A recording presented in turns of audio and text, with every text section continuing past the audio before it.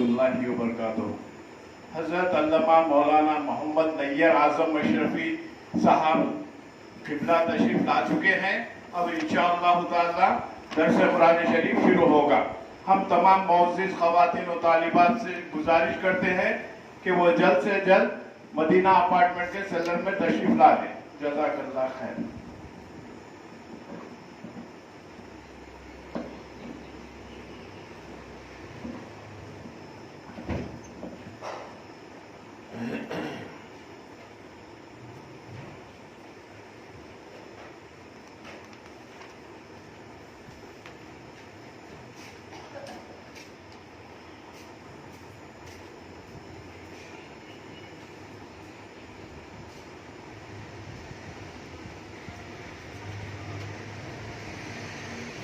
بسم اللہ الرحمن الرحیم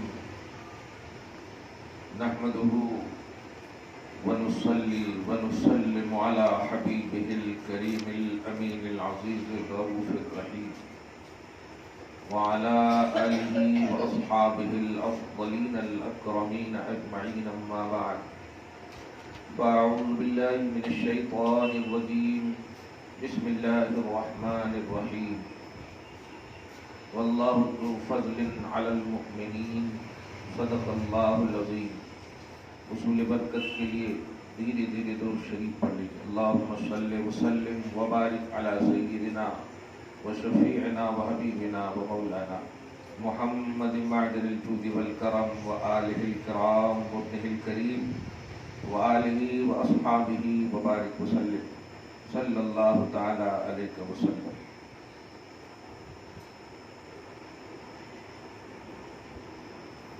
اللہ سبحانہ تعالی جل وعلا کے فضل و کرم سے ہم سب سچے پکے محبان اہل بیت خصوصاً امام علی مقام رضی اللہ تعالی عنہ وسلام اللہ علیہ کے ذکر جمیل سے مسلسل فیضیاب ہو رہے ہیں۔ قرآن پاک اور اہل بیت اللہ سبحانہ نے نبی صلی اللہ علیہ وسلم کی زبان سے امت کے لیے یہ ارشاد صراحتاً فرما دیا ہے۔ قرآن اور اہل بیت ایک دوسرے سے جدا نہیں ہیں۔ میں تم میں دو بھاری چیز چھوڑ رہا کہ تم ان دونوں کو جب تک پکڑے رہو گے، تھامے رہو گے، لن تضلوا، ہرگز گمراہ نہیں ہوگے۔ ایک ہے اللہ کی کتاب اور ایک ہے میری اطرت، میری اہل بیت، میری آل اولاد، میرے گھرانے والے۔ اور وہ دو بھاری بھرکم یعنی قرآن اور اہل بیت، یہ نبی علیہ الصلوۃ والسلام نے فرمایا، جس کا ایک دم آسان سا مفہوم یہ ہے امت محمدیہ کی سرفرازی اور کامیابی محض قرآن فہمی، قرآن کی تلاوت، قرآن کی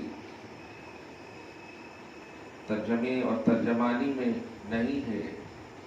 جس قرآن کی تلاوت، ترجمہ، مفہوم، مدارک اپنی استطاعت کے مطابق فہم و ادراک وہ کریں اہل بیت سے جدا ہو کر کے نہیں، اور اہل بیت کو سمجھنے کے لیے بھی یہ دنیاوی تاریخ و سیر نہیں بلکہ قرآن پاک سب سے اہم اور اوتھینٹک کتاب ہے۔ اس حدیث سے خصوصاً آج آپ دیکھیں کہ اہل بیت کے ذکر کے حوالے سے کتابوں کی باتیں جب عام کتابوں کی باتوں سے حوالے دیے جاتے ہیں تو ایک الجھن سی، ایک چبھن سی محسوس ہوتی ہے۔ کیوں؟ اس لیے کہ جس کی شان و عروج اور ارتفاع مکانی کا عنوان قرآن ہو، اور نبی کی زبان سے اس بات کی صراحت ہے کہ یہ دو ایک دوسرے سے جدا نہیں ہوتے، لن یتفرقا، یہ دونوں جدا نہیں ہوتے۔ یعنی دنیا میں آنکھ کبھی نہ دیکھے کہ یہ صرف قرآن ہے یا صرف اہل بیت، ہمیشہ دیکھے تو دونوں کو دیکھے، قرآن پڑھے تو اہل بیت کو دیکھے، اہل بیت کو دیکھے تو قرآن پڑھے۔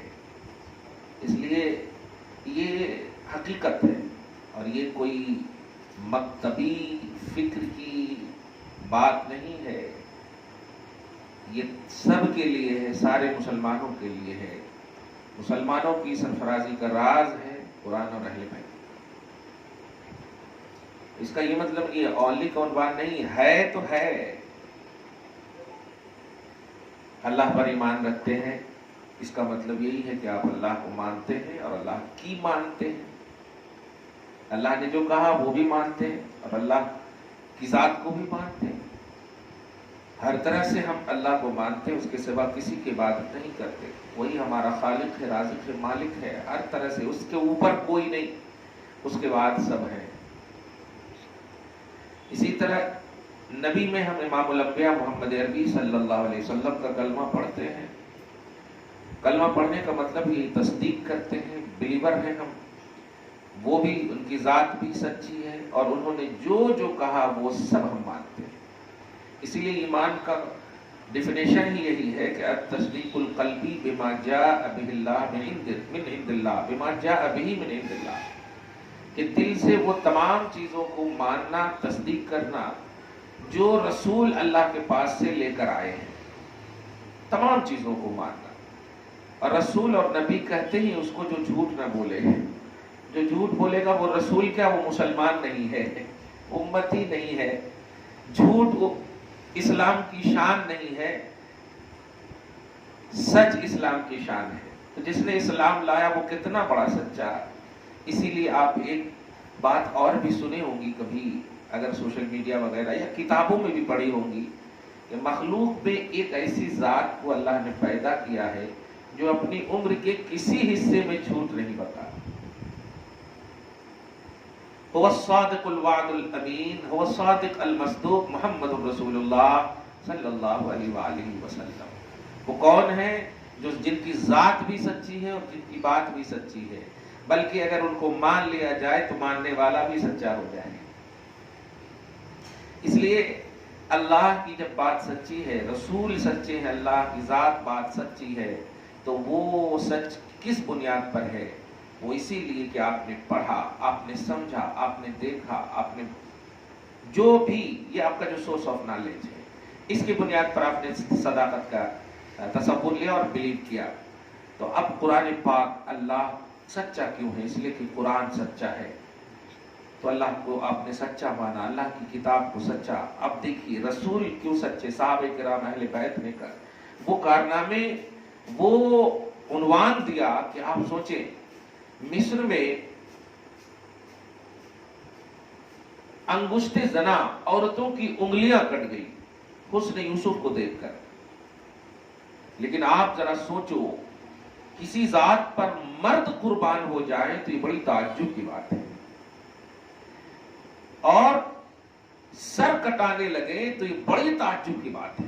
عورتوں کا فدا ہونا یہ نیچرلی ہے کسی حسن پر، اللہ پاک نے شہوتوں کے انبار دیے ہیں، لیکن ردائے فاطمہ کا صدقہ ہے، اور آپ سب پر خصوصاً ہو، آپ کی نسلوں پر ہو، کہ جائز کے علاوہ کوئی قدم نہ بڑھے۔ لیکن آپ سوچیں، حسن یوسف پہ کٹی مصر میں انگشت زنا، عورتوں کی انگلیاں، سر کٹاتے ہیں تیرے نام پہ مردان عرب، یا رسول اللہ۔ تو حضور پاک صلی اللہ علیہ وسلم کے حسن کا کروڑواں حصہ ہے، سمجھے، حسن یوسف، نبیوں کی شان، یہ نبیوں کا عنوان ہے یہ۔ لیکن آپ ذرا غور کریں، فزیکلی طور پر بڑی اہم بات آ گئی، فزیکلی طور پر آپ غور کریں کہ حسن یوسف کو گود، مطلب گود ہونا، گود میں، نبی کے گود میں ہونا میسر نہیں ہے، ایک معجزاتی پہلو ہے، حقیقی پہلو ہے کہ حسن یوسف یہ نبی صلی اللہ علیہ وسلم کے معجزات کا ایک معجزہ ہے.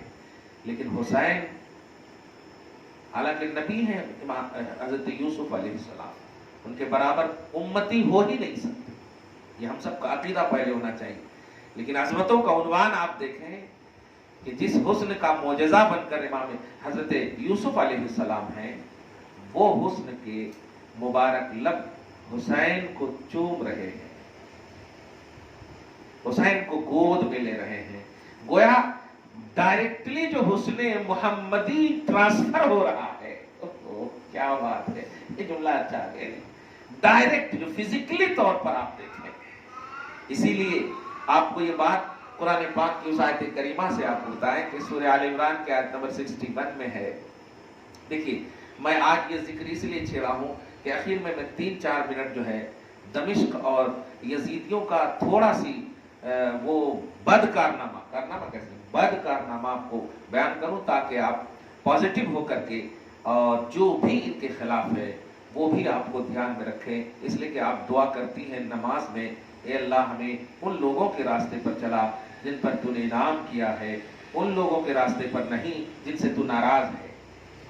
اور اللہ تعالیٰ راضی ہے الحمدللہ اپنے نبی سے اور نبی کے گھر والوں سے، خصوصاً امام عالی مقام سے. اس کا صاف مطلب یہ ہوا کہ اللہ ہمیں امام حسین کے راستے پر چلا اور یزید کے راستے پر نہ چلا، کیونکہ امام حسین پر تیرا انعام ہے اور یزید پر تیرا غضب ہے. اب پڑھتے نہیں اہدنا الصراط المستقیم صراط الذین انعمت علیہم، یہیں تک نہیں پڑھتے آپ، غیر المغضوب علیہم ولا الضالین. مغضوب کا مطلب جس پر غضب نازل ہوا، والضالین جو گمراہ ہیں. کون ہے؟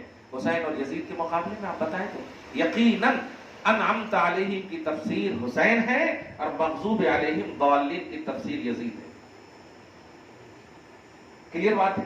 اور یہ ہم نہیں کہتے ہیں آپ کو، آپ آٹومیٹک پڑھتی ہیں. ابھی آپ ظہر کی نماز پڑھیے گا تو الحمدللہ دیکھیے جتنی رکعت آپ کو پڑھنی ہے، 10 رکعت تو پڑھنا ہی ہے، سب میں آپ کو پڑھنا ہے. تو یہ حقیقت ہے کہ اللہ تعالیٰ خود کہہ رہا ہے حسین کے راستے پر چلو. ذرا آپ غور کریں تو جب چلنے کہہ رہا ہے تو آپ ٹینشن نہیں لینا، چلتے رہنا، دامن پکڑے رہیے، چلتے رہیے. اور آپ کے لیے خاص طور سے حضرت زینب کا عنوان دوں گا ابھی، آپ ضرور دھیان رکھیے گا. محبت کے لیے دل سب کو دیا ہے، چاہے مرد ہو یا عورت ہو. اور اللہ پاک نے حبیب کے ذریعے سے حسین کی محبت کا مطالبہ کیا ہے. محبت کیجیے آپ، دل ہے آپ کے پاس الحمدللہ. ہاں، حسین کے خلاف کبھی بھی دل میں کسی بھی طرح سے نہ لائیے اور نہ نسلوں کو کسی بھی طرح سے لانے دیجیے، بلکہ 2 چیز دیجیے، قرآن کی تعلیم اور اہل بیت کی محبت. یہ نبی نے فرمایا لن تضلوا، تو کبھی گمراہ نہیں ہو. اللہ پاک جو ہے ایک مناظرہ جو مباہلہ کا بھی عنوان ہے جو میں نے ذکر کر دیا تھا، لیکن اس کا ایک پارٹ چھوڑ دیا تھا میں جو آج کے دن کے لیے چھوڑا تھا. اس کی وجہ کیا تھی دیکھیے آپ. حضور پاک صلی اللہ علیہ وسلم کے پاس اللہ کے حوالے سے عیسائی لوگ آ کر کٹ دلیلی کرنے لگے. مناظرہ جس کو بولتے ہیں، باتیں کرنا، ڈیبیٹ بھی بول سکتے آپ، کہ حضرت عیسیٰ علیہ السلام اللہ کے بیٹے ہیں.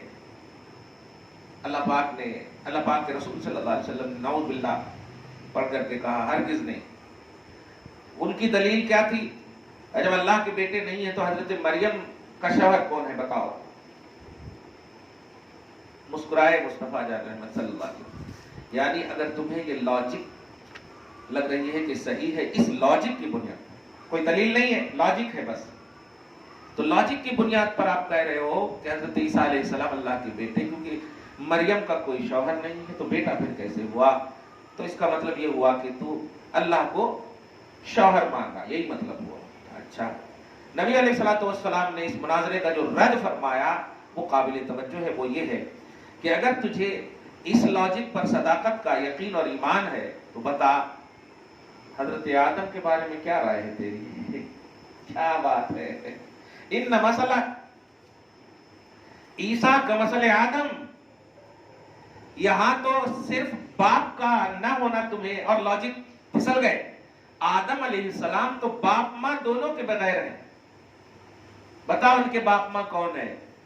ये दलील ऐसी थी कि एकदम लाचार चुप हो गए, मबहूत हो गए, यहां तक कि गोया मुनाजरा हार गए। लेकिन मुनाजरा के बाद एक और पार्ट रहता है मुबाहला। तो पहले मुनाजरा हारे हैं ईसाई, दलील ये मुबाहला के लिए वो अपने सबसे बड़े आलिम को जाकर बोले चलिए हमारे ईसा के हवाले से अब आप चलिए मुनाजरा मुबाहला करना है। वो क्या क्या कि बोले हमारे को समझ में नहीं, आप करिए। तो आकर के बोले ठीक है हम चलते हैं। तो एक दिन पहले आकर के नबी अलैहिस्सलातु वस्सलाम से कहा कि हम ये करना चाहते हैं, अगर आपका दीन सच्चा है, आपका अकीदा सच्चा है और हमारे ईसा अलैहिस्सलाम का जो हम अकीदा सन ऑफ गॉड का रखते हैं वो गलत है, तो ऐसा करें, मुनाजरा तो आपने कर लिया है, अब मुबाहला करते हैं। मुबाहला का मतलब होता है दो, एक तो आजिज़ी के साथ दुआ करना, हमारा दीन सच्चा है तो अल्लाह बातिल को ज़ेर कर दे, आजिज़ी के साथ रो करके। और अगर एक ये है, और एक दूसरा ये है कि दुआए ज़रर करना, सामने वालों यानी झूठों पर अल्लाह की लानत, इसको दुआए ज़रर भी बोलते। नबी अलैहिस्सलातु वस्सलाम ने कहा कब, जब चाहो, ऐसा जब चाहो। कहा ठीक है हम आते हैं कल।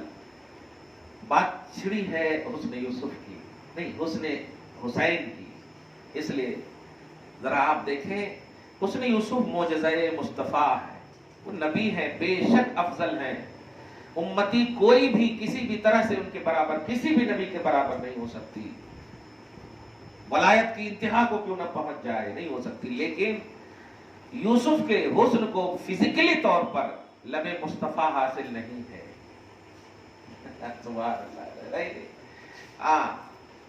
अक्ल में जो चीज ना आए उसी को तो मोजज़ा कहते हैं। इसलिए हुस्न यूसुफ को मोजज़ाए नबी का हुआ। हुस्न हुसैन को बजाते खुद जो उन्वान है, जरा देखें अल्लाह पाक ने कितना खूबसूरत हुसैन को बनाया है। जब दूसरे दिन आए तो उनके जो पादरी, अस्कफ पादरी को बोलते हैं, आलिम, उनके आलिम को अस्कफ बोलते हैं, जो चर्च में रहते हैं, और उसका नाम आकिब अब्दुल मसीह था। अब्दुल मसीह वो चूंकि ईसा अलैहिस्सलाम को अल्लाह का बेटा मानते, तो अब्द की निस्बत यानी उनका भी बंदा, अल्लाह का भी बंदा, और अल्लाह के बेटे का भी बंदा, ऐसा। तो बहुत बड़ा आलिम आया, और आने से कुछ दूर पहले ही देखा कि मोहम्मद अरबी सल्लल्लाहु अलैहि वसल्लम के पुश्त अनवर के पास अली और फातिमा खड़े हैं, और गोद में हुसैन है, और उंगली पकड़े हुए हैं हसन का। कमाल है, हाथ हसन का हुजूर के हाथ में है, सुभान अल्लाह। इसलिए ये देखा। उसके बाद नबी अलैहिस्सलातु वस्सलाम तलकीन फरमा रहे हैं कि सुनो, आज तुम्हें कुछ नहीं कहना है, कहूंगा मैं, तुम सब सिर्फ आमीन कह देना। तो कई बार वजाहत सुनी होंगी आप, लेकिन मैं एक नुक्ता देने जा रहा हूं कि आप जरा सोचें, हुजूर सल्लल्लाहु अलैहि वसल्लम कह रहे हैं कि तुम सब आमीन कह देना। मैं इसीलिए एक बात जरूर कहता हूं, जब भी आप दुआ करो तो आप ये यकीन रखो कि फातिमा आमीन कह दें तो सुभान अल्लाह, अली आमीन कह दें, नबी ने उनके आमीन पर भरोसा किया है। उम्मतियों तुम कैसे नहीं कर सकते, सुभान अल्लाह, अल्हम्दुलिल्लाह। तो तुम सब आमीन कहना, बस इतनी। तो दुआ की तो जरूरत भी वहां पर नहीं पड़ी थी। तो जब देखा तो देखते ही कहा सुनो, ये मुबाला करने की जरूरत नहीं है, मिटना है क्या, पूरी दुनिया से खत्म हो जाओगे। क्यों? क्या कर रहे हैं आप? अब उनके मुरीदा पीर साहब पर नेगेटिविटी के, बोहतान के तमाम तर इल्जाम, क्या कैसे आलिम हो जी, क्या है, मुबाहला नहीं कर सकते, वगैरह वगैरह। मैं जो देख रहा हूं, सुनो, इतना खूबसूरत चेहरा अगर आसमान की तरफ उठा करके अल्लाह की बारगाह में दुआ कर दे, तो ये जो पहाड़ देख रहे हो ना आजू बाजू में, हाँ, वो सब पहाड़ चलने लगे, रेत बन जाए, जर्रे में तब्दील हो जाए। क्यों? इसलिए कि इतना अच्छा चेहरा है। इनके चेहरे को देखकर अल्लाह तबारक व तआला इनके मंशा को भांप लेता है, जान जाता है।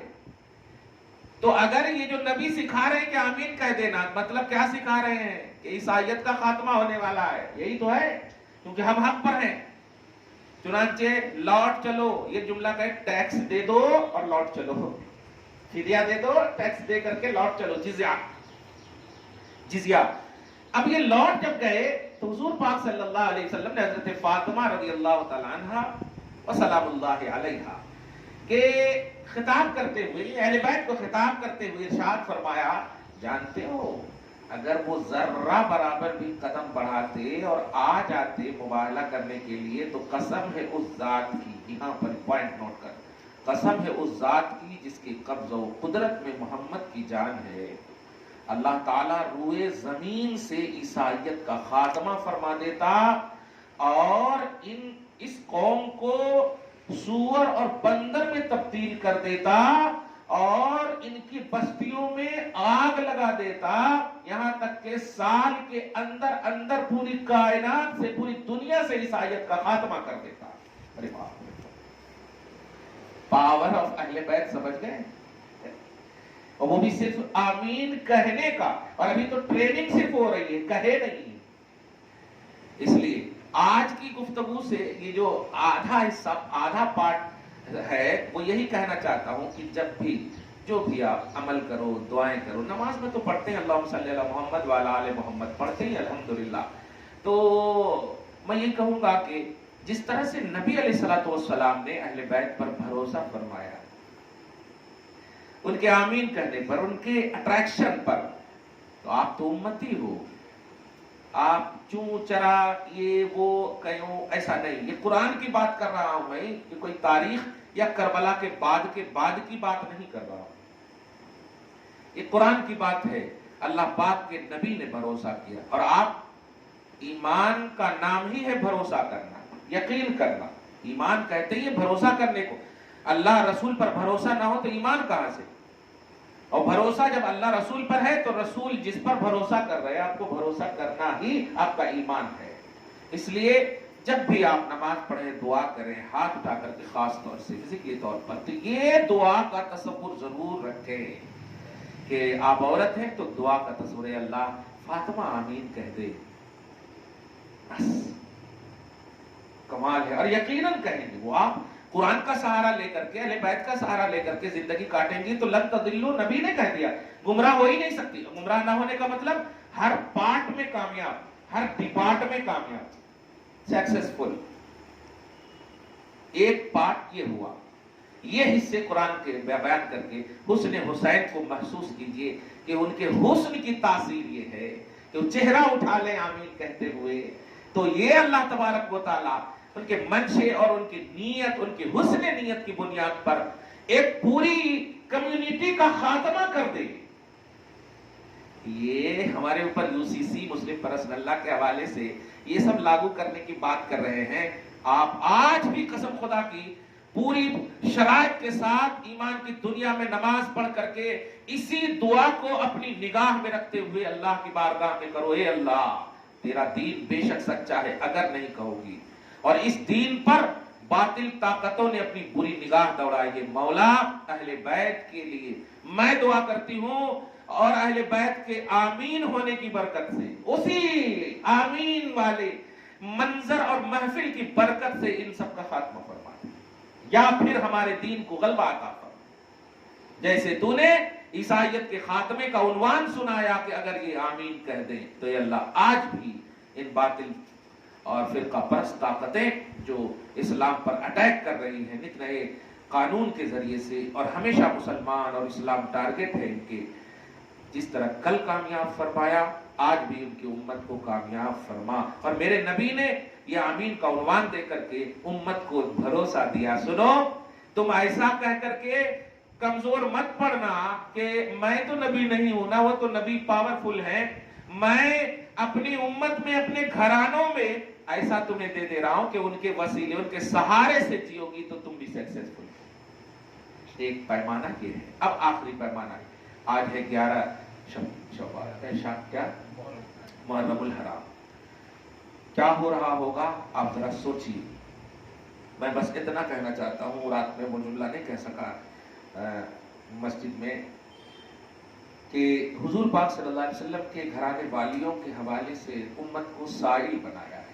قرآن کہتا ہے اگر تمہیں مانگنا ہو تو پردے سے مانگو، تو یہاں جہاں دو باتیں اس میں ہے، وَإِذَا سَأَلْتُمُوهُنَّ مَتَاعًا فَاسْأَلُوهُنَّ مِن وَرَاءِ حِجَابٍ، یعنی حضور کے گھر والیوں سے اگر کچھ مانگنا ہے تو پہلے تو سائل بنایا اللہ نے، مانگنا ہے، یہاں پر یہ نہیں کہا مجھ سے مانگنا ہے، حضور کے گھر والوں سے اگر کچھ مانگنا ہے تو مانگنا یہ بھی جائز ہے، مگر مانگنے کا ڈھنگ سکھایا کہ من ورائے حجاب، ذرا ادب کے ساتھ پردے سے مانگنا، دھڑلے انداز میں نہیں گھر گھس جانا۔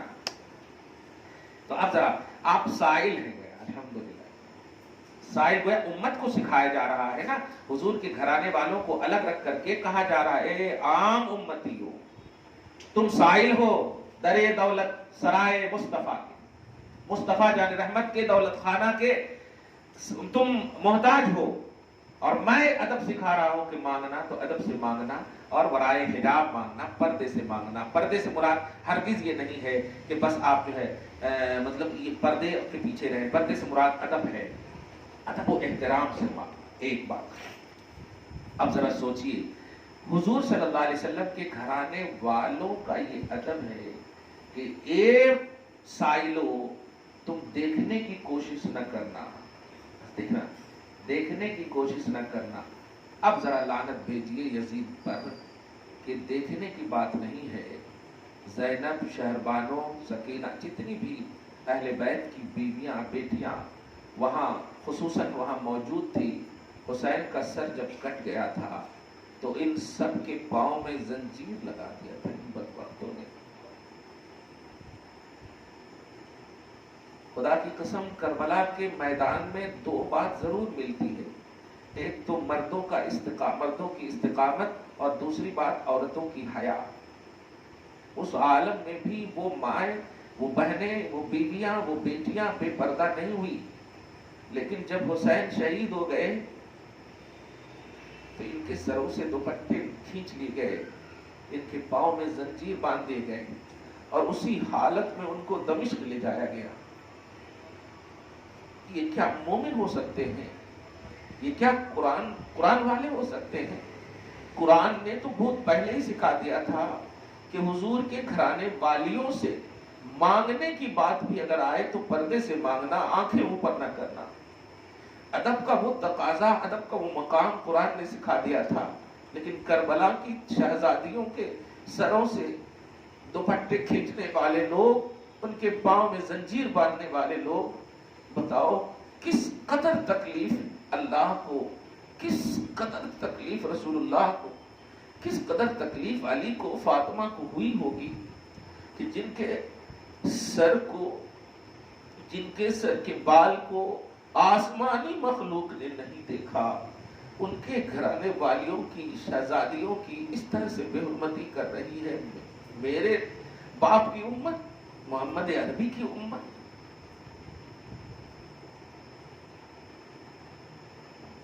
آج کی وہی تاریخ ہے۔ اسی لیے جب دمشق پہنچی تھی یہ بیویاں، خصوصاً حضرت زینب نے جو ایک خطبہ اور ایک خطاب فرمایا تھا، اس خطاب میں علی کی جھلک اور حسین کی عظمت و عظیمت نظر آ رہی تھی۔ لوگوں نے چیخنا شروع کر دیا تھا کہ حسین کہاں سے آ گئے۔ وہ مورچہ سنبھالتے ہوئے جو خطاب کیا تھا، ان میں ایک خطاب تھا ماں جو آپ کے لیے آئیڈیالوجی کے طور پر ہمیشہ آپ کی رہبری کرے گا۔ وہ خطاب کا حصہ یہ تھا کہ یزید تو اس لب پر چھڑی مار رہا ہے جس لب کو اس کے نانا نے چوما ہے، تو اس حسین کے سر سے کھیل رہا ہے۔ ان کے گھرانے والیوں کی عظمت و توقیر کیا قرآن میں نہیں ہے؟ کیا رسول اللہ کے دین میں نہیں ہے؟ کیا ہم اہل بیت اسی دن کے لیے ڈر بار بار اس طرح سے کہہ رہے تھے، ڈر کہیں قیامت نہ لا دے، کہیں قیامت نہ لا دے، تو وہ خوف دلانے کے باوجود قید کر لیا گیا، پھر بھی نہیں مانا گیا۔ میں یہ نہیں کہوں گا کہ آپ زینب بن سکتی ہو، سکینہ شہربانو بن سکتی ہو، لیکن یہ ضرور کہوں گا کہ ان کی جو مشقتیں ہیں، ان کے جو پاؤں میں بیڑی لگائے گئے ہیں، یہ اللہ پاک کا منشا، رسول پاک کا منشا ہے، ورنہ اگر وہ بد دعا کر دیتی نا، خدا کی قسم روئے زمین پر ایک بھی یزید کا نام و نشان ہے ہی نہیں، لیکن ہوتا ہی نہیں۔ نسل یزید جس طرح سے آج مٹ گئی ہے، خاتمہ ہو جاتا اسی وقت، لیکن نہیں، ایک عنوان دیا آپ کو بھی، صبر کا عنوان، حیا کا عنوان، ظالموں کے سامنے ڈٹ کر رہنے کا عنوان۔ بہنوں، بیٹیوں، عورتوں، بچیوں، سمجھو اس بات کو، تم دنیاوی لالچ کی بنیاد پر کسی غیر کے سامنے جھک نہیں سکتی، قرآن کے لیے خود کو قربان کر سکتی ہو۔ یہ ہے کربلا کا پیغام، یہ ہے شہیدان کربلا، اور خصوصاً امام علی مقام اور شہزادیان محمد عربی صلی اللہ علیہ وسلم کے گھرانے والیوں کے پریکٹیکلی طور پر آپ کے لیے یہ ہے پیغام، حیا۔ جب تکلیف اور پریشانی اور خنجر تیر لاشوں کے انبار میں بھی انہوں نے نہیں چھوڑا، آپ کیسے قربان کر سکتی ہو؟ نہیں، آپ کے پاس ہے کیا؟ ان کے پاس تو جنت محتاج بنی ہوئی ہے، ان کے پاس تو ہر طرح سے عظمت و برتری اور باغات ہے، اور رضا الہی، رضا مصطفیٰ، سب کچھ ہے۔ آپ کے پاس ہے کیا؟ اگر آپ کے پاس ان کی آئیڈیالوجی بھی نہ ہو، پھر مجھے لگتا ہے کہ آپ کے پاس کچھ بھی نہیں ہے۔ اس لیے آج کے اس دوسرے پارٹ میں 11ویں محرم الحرام کے حوالے سے ان شہزادیوں کا پیغام ہے تمہارے لیے جن کے پاؤں میں بیڑیے ہیں قرآن کی خاطر، جن کے سروں سے دوپٹے کھینچ لیے گئے ہیں قرآن کی خاطر، جو ظلم و بربرتا کی انتہا کو دیکھ رہی ہیں اپنی آنکھوں سے۔ اس کا پیغام یہی ہے، بیٹیوں، بہنوں، ماؤں، کبھی حیا نہ چھوڑنا، کبھی شرم نہ چھوڑنا، کبھی برقع نہ چھوڑنا، کبھی حجاب نہ چھوڑنا، اور جب بھی ظلم کے لیے سینہ سپری کی بات آئے تو قرآن کے سہارے اور شریعت کے سہارے جینے کو ترجیح دینا، اور موت کو بھی اسی حال پر ترجیح دینا۔ یہ فانی دنیا ہے، یہ فانی دنیا آج بھی قبر سکینہ سے، قبر زینب سے یہی آواز آ رہی ہے کہ میں خوش ہوں اگر تم شریعت پر عمل کرتی ہو۔ میں اپنی جان دے کر، میں نے خود کو قربان کر کے، اپنے آپ کو لہو لہان کر کے دین بچایا، قرآن بچایا۔ یہ سچ ہے کہ اہل بیت اور قرآن یہ دونوں دوست ایک دوسرے کے لیے اللہ سبحانہ کی زبان، رسول کی زبان سے، اللہ سبحانہ کے رسول کی زبان سے بتا دیا گیا تھا کہ اہل بیت اور قرآن کو تابع رہنا۔ اس لیے آج بھی قرآن کی تلاوت کرو تو دیکھو میرا وقار، میری عظمت، اتنا سب ہونے کے باوجود میرے پاؤں پہ بیڑیے، اس لیے نہیں کہ میں مجبور ہوں، لاچار ہوں، ہاں میں مظلوم ہوں، میں مظلوم ہوں، مجھ پر ظلم ہوا ہے، مجبور نہیں ہوں، مختار نبی کی شہزادی ہوں، مختار حسین کے گھرانے کی ہوں، مجبور نہیں ہوں، مظلوم ہو۔ تو ظلم تو جب میرے نانا پر ہوا، ظلم تو ہو سکتا ہے لیکن مجبور نہیں۔ وہ آج بھی مختار ہو کر آپ سے قبر سے یہی آواز دے رہی ہے کہ تم حسینی اور حسین کے گھرانے والیوں سے، اہل بیت سے پیار کرتی ہو اور یقیناً کرتی ہو، تو تمہارے اوپر لازم ہے حیا، تمہارے اوپر لازم ہے پردہ، تمہارے اوپر لازم ہے شریعت کا تحفظ، تمہارے اوپر لازم ہے اسلام کی بقا کے لیے تن من دھن سے مکمل طور پر اس کی پاسداری کے لیے تیار رہنا۔ اللہ تعالیٰ آپ کو، ہم سب کو قرآن اور اہل بیت سے محبت دائمی نصیب فرمائے، اور دین اور دنیا کی خیرات اور بھلائیوں سے ہمیشہ سرفراز فرماتے ہوئے جب تک زندہ رکھے، قرآن اور اہل بیت سے محبت کے ساتھ رکھے، اور موت بھی نصیب فرمائے تو اسی تصور پر نصیب فرمائے کہ جب سامنا ہو فاطمہ کا تو آپ کو دیکھ کر وہ مسکرا دے، سکینہ اور شہربانو مسکرا دے کہ یقیناً تم ہماری کنیز ہو، کل بھی تھی آج بھی ہو۔ اللہ آپ سب کو، ہم سب کی گھر بار کو، اولاد کو برکتوں سے نوازے اور بخشش اور نجات عطا فرمائے، شفاعت مصطفیٰ نصیب فرمائے۔ والسلام علی من اتبع الہدی۔